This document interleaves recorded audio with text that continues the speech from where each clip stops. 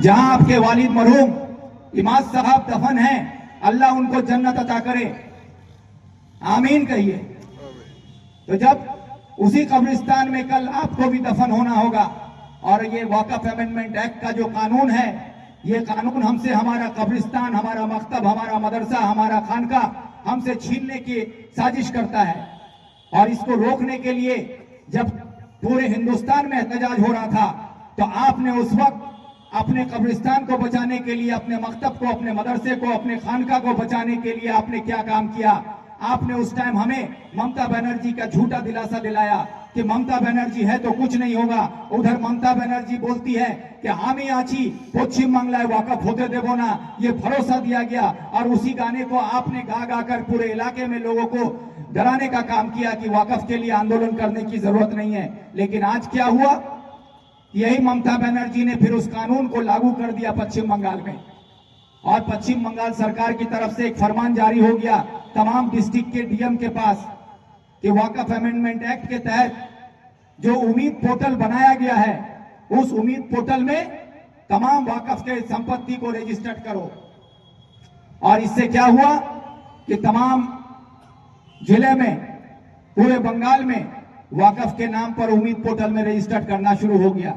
तो आज आपसे मैं पूछता हूं कि ग्वालपोखर के लोगों से कि वक्फ के नाम पर आपके पास कितना कब्रिस्तान है, वक्फ के नाम पर आपके पास कितनी मस्जिदें हैं, वक्फ के नाम पर आपके पास कितना दरगाह है, वक्फ के नाम से आपने कितने खानका को बना रखा है? अगर आप देखेंगे तो आपके पास पूरे ग्वालपोखर में 5% भी वक्फ के नाम पर रजिस्टर्ड प्रॉपर्टी नहीं है। और जो 5% आपका रजिस्टर्ड प्रॉपर्टी है, सिर्फ वही वक्फ में उम्मीद पोर्टल में रजिस्टर्ड होगा।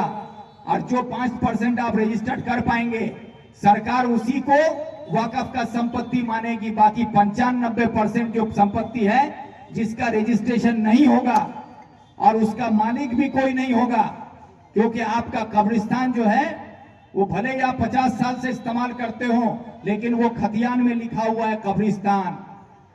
मुस्लिम समाजेर व्यवहारेर जोन्ने, तो जिसमें लिखा हुआ है समाजेर व्यवहारेर जोन्ने, उसका कोई मालिक नहीं है।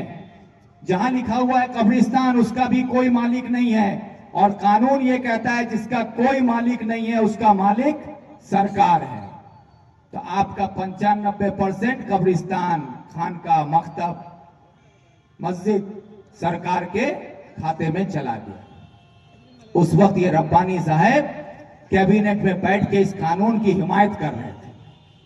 ये शराफत हुसैन, मुशर्रफ हुसैन इटाहार का इस कानून को समर्थन दे रहा था। ये मिनाजुल आरफीन विधानसभा में हाथ उठाकर इसको पास कर रहा था, और ये लोग हमारी रहबरी कर रहे हैं। तो आपको सोचना होगा कि जब आप पर मुसीबत आती है तो आपका ढाल बन के अगर खड़ा होने वाला रहबर आपके साथ नहीं है, तो आपका वोट देकर जिसको आप चुनते हैं, अगर वो आपकी हिमायत में खड़ा होकर आपके लिए ना बोल सके, आपके लिए आवाज ना उठा सके, तो ऐसे गूंगे बहरे नेताओं की जरूरत नहीं है। ये आपको समझना होगा। आज आपके ग्वालपोखर की अगर हालात की बात कर रहे हैं तो रब्बानी साहब बड़ी बड़ी बात कर रहे हैं।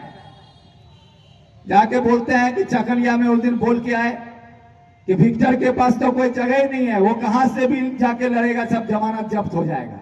तो हम बोले हैं रब्बानी साहब को कि अगर आपको इतना ही खुशफहमी है कि विक्टर जहां खड़ा होगा वहां जमानत जब्त हो जाएगा, तो आपको जिस तरह हम बोल रहे हैं कि जहां रब्बानी वहां विक्टर, एक बार आप भी तो बोल दीजिए कि जहां विक्टर वहां हम। क्यों नहीं बोल रहे हैं? हम बोल रहे हैं कि आप आइए चकलिया, मेरे खिलाफ नॉमिनेशन कीजिए। आप अगर उधर आने से डरते हैं तो हम इधर आ रहे हैं, उसमें भी आप डरते हैं, इधर भी डरते हैं, उधर भी डरते हैं। आप ये लंबी लंबी बात करते हैं, नहीं होगा। आपको इतना हम जरूर कहना चाहेंगे कि आप लोगों को ये याद रखना होगा कि इस ग्वालपोखर की सरजमीन में जो लोग हैं, ये अमन और शांति से जीने वाले लोग हैं। किसान, मजदूर, गरीब तबके के लोग हैं। हम लोग अमन और शांति चाहते हैं, सुकून से जीना चाहते हैं। लेकिन गुलाम रब्बानी साहब के 10 साल मंत्री रहते हुए इसी ग्वालपोखर में 17 मर्डर हो चुका है। और 17 मर्डर जो हुआ है वो मर्डर किसी सियासी बड़े रहबर या नेता का नहीं, वो हमारे समाज का, किसी गरीब किसान मजदूर का, हमारे यहाँ के व्यवसायी का, हमारे यहाँ का किसान का कत्ल हो रहा है। और अभी तक उनमें से इंसाफ, जो मुकम्मल तौर पर इंसाफ दिलाने के लिए गुलाम रब्बानी साहब कहीं पर भी खड़े होकर नहीं बोले कि इस का जो कत्ल हुआ है उस परिवार के साथ मैं खड़ा होकर मैं कातिलों के खिलाफ खड़ा रहूंगा, ये बोलने की हिम्मत उसमें कहीं नहीं थी। वो हर जगह वो खड़ा होकर कत्ल करने वालों के साथ खड़ा हुआ, मजलूमों के साथ खड़ा कहीं पर नहीं हुआ।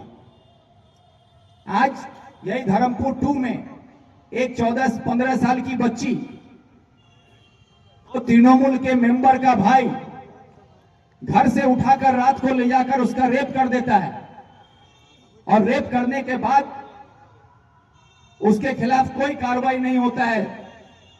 उसका परिवार इधर उधर भटक रहा है, थाना में जा रहा है, कोई सुनने वाला नहीं। 3 दिन तक वो घूमते रहा। जब ये बात मेरी जानकारी में आई तब पुलिस पर हम दबाव दिए, तब जाकर उसका एफआईआर लिया जाता है और उसके खिलाफ पॉक्सो का केस लगता है। और जब पॉक्सो का केस लग गया तो जो रेप किया उसको पुलिस के हवाले करने के बजाय, उसको पुलिस पकड़ने के बजाय, उस रेपिस्ट को रब्बानी साहब ले जाके इस्लामपुर में अपने घर में हाथ छुपा के रखता है। जब हमारी बहू बेटियों की इज्जत लूटेगा, उसके खिलाफ हमारा नुमाइंदा खड़ा होकर हमारे लिए नहीं बल्कि रेप करने वाले को अपने घर में गरम रजाई के नीचे सुला के रखता है। तो आपको यह फैसला करना होगा कि जब हमारी बहू बेटियों की इज्जत लूटने वाले के खिलाफ लड़ने वाला चाहिए, न रेप करके हमारी बहू बेटियों की इज्जत आबरू को उछालने वाले का सरपरस्त बन के गुलाम रब्बानी जैसा नेता चाहिए। यह आपको फैसला करना है। आज मैं आप लोगों के सामने ये कहना चाहता हूं कि यही गुलाम रब्बानी साहब हैं कि जब कांग्रेस से जीते थे और जीतकर 2016 में जब वो तृणमूल में शामिल हुए, तो पहली बार जब आप जीते तो आप कांग्रेस से जीते थे। कांग्रेस ने आपको एमएलए बनाकर पहचान दिलाई थी, और आज आप कहते हैं कांग्रेस कोई पार्टी है, कांग्रेस में क्या है। ये तुम्हारी नेत्री ममता बनर्जी भी आज मुख्यमंत्री बनने से पहले 2011 में कांग्रेस का पैर पकड़ के ममता बनर्जी मुख्यमंत्री बनी थी। और आज यकीन रखिएगा कि यही कांग्रेस ममता बनर्जी का पैर खींचकर उसको नीचे उतार के फेंकेगा, ये भी आपको पता। इसलिए आप लोग ज्यादा वक्त नहीं है और लंबी तकरीर भी हम नहीं करना चाह रहे हैं। सिर्फ इतना कहना चाह रहे हैं कि गुलाम रब्बानी साहब यहां पर ग्वालपोखर में आप लोग अपना मन मजबूत कर लीजिए कि गुलाम रब्बानी साहब को अगर यहां से उखाड़ के फेंकना है तो फिर आने वाले वक्त में कांग्रेस का हाथ मजबूत करना होगा। और मैं आप लोगों के साथ था, हूं और रहूंगा।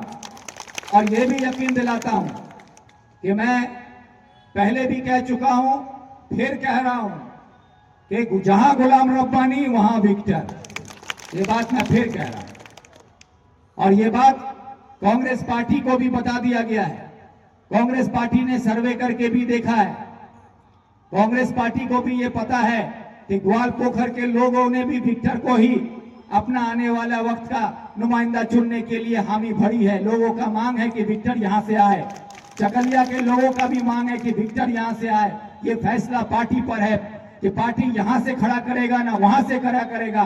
पार्टी को हमने कहा है कि अगर जरूरत पड़े तो दोनों जगह से खड़ा करो, मैं लड़ने के लिए दोनों जगह से तैयार हूं। बात कहा गया গ্বালপোখরে মানুষ দিয়েছে নাই, আমরা ভিক্টরকে চাই। গ্বালপোখরে মানুষ দিয়েছে নাই, আমরা ভিক্টরকে চাই। ছাত্র যুবক দিয়েছে নাই, আমরা ভিক্টরকে চাই। মহিলারা দিয়েছে নাই, আমরা ভিক্টরকে চাই। तो दोनों जगह से लड़ने के लिए ये प्रस्ताव पार्टी के पास है। अब पार्टी अपना फैसला बताएगी, उसके बाद जो भी फैसला होगा उसके तहत काम शुरू किया जाएगा। लेकिन मसला ये नहीं है कि चुनाव कौन लड़ेगा, कहां से लड़ेगा। मसला यह है कि यह सूरत हाल बदलनी चाहिए। इसको बदलने के लिए आपको मजबूती के साथ एक आम आवाम को मजबूत होना होगा। आप अगर डट के खड़े हो जाते हैं तो यकीन मानिए गांव गांव में जो आप